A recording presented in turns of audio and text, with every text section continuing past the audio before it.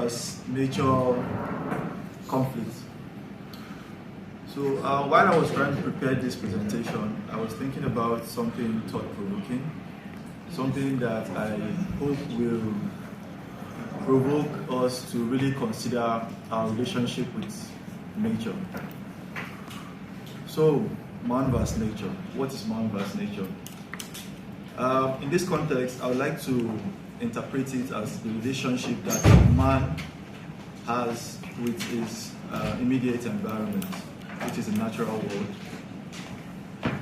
This narrative has been used very, very prominently in the literary circle, especially if you read Ernest Hemingway's The Old Man and the Sea, where the main protagonist of the story was struggling with a certain creature called Marlin, which represented the forces of nature. But I also found out that it's a pattern of belief that a lot of people have, and this belief pattern has informed how we interact with the natural world around us. So, man versus nature implies that we assume or think that we are different from nature.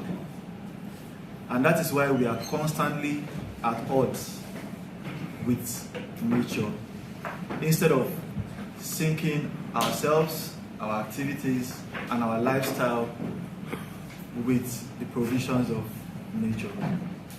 So it brings us to this question: is humanity part of the natural environment, or are we separate from it?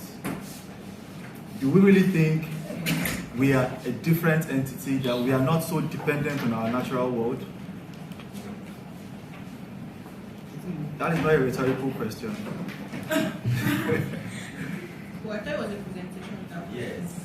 Yeah, so anyway, that was supposed to help to just provoke us into the discussion. So I think that man and nature are one and the same, because nature by design was meant to take care of us. But if we think that we are separate from nature, our attitude towards nature essentially changes. That is why we have this mentality that we have to destroy to make something out of nature for ourselves. For example, you want to build a house, you would have to clear the natural vegetation, kill the trees that are taking away carbon dioxide from the atmosphere, thereby protecting the environment. You're doing so to make a very small patch of land very comfortable for yourself, but you're also destroying the natural ecosystem. One of the biggest implications of this mindset is global warming and climate change. We all think that the big companies, the multinationals, should be more responsible, but I think we all have a role to play in this, because it all starts with us. Very minute decisions that we take every day also contribute to climate change and global warming. I would like to dive a little bit deeper into this concept so we'll have a very good understanding of what why this happens. So people tend to think climate change and global warming are synonymous, although this is not so far from the truth.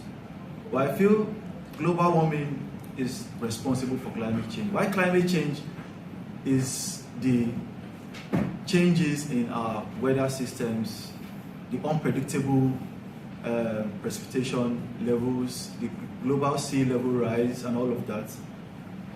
Global warming itself is something that happens when the earth becomes hotter. This is supposed to be like a natural thing. The earth was designed to be a closed system, right?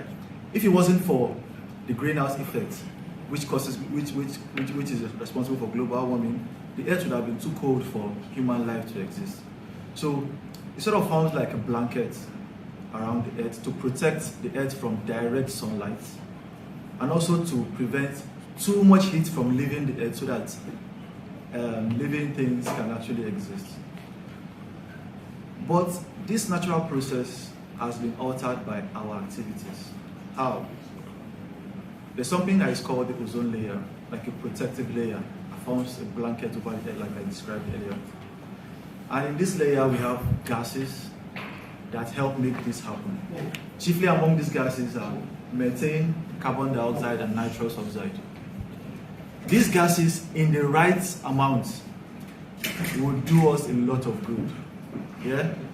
That means if sunlight is coming into the earth, it reflects a lot of it, about 30% back, allowing only 70% to enter into the earth, which we all need in terms of heating.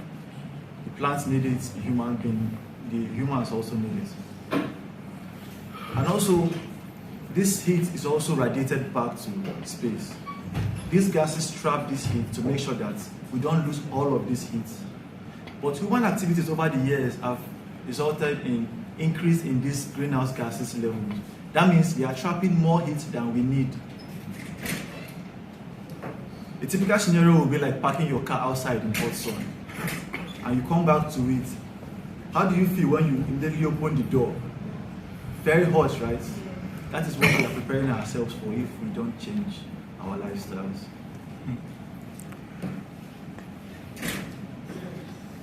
And the result of all this is droughts, floods, sea level rise, unpredictable precipitations.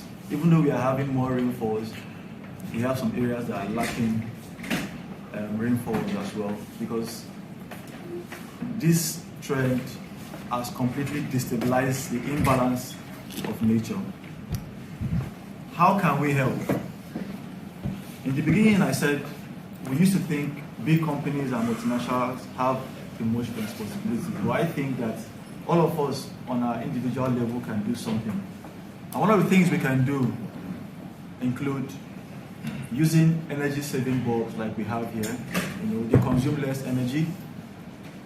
And secondly, I think we also waste food a lot. Food waste is one of the biggest contributors of methane gas, right?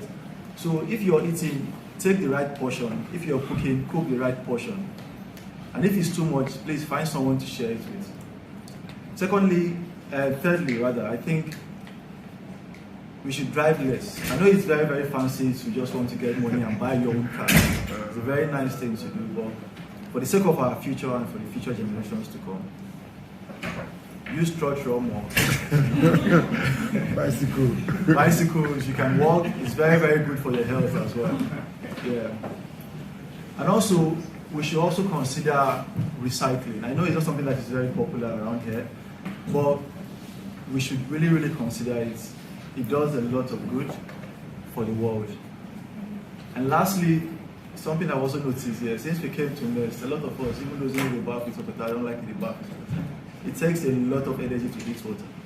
So take a cold shower. It's good. Thank you.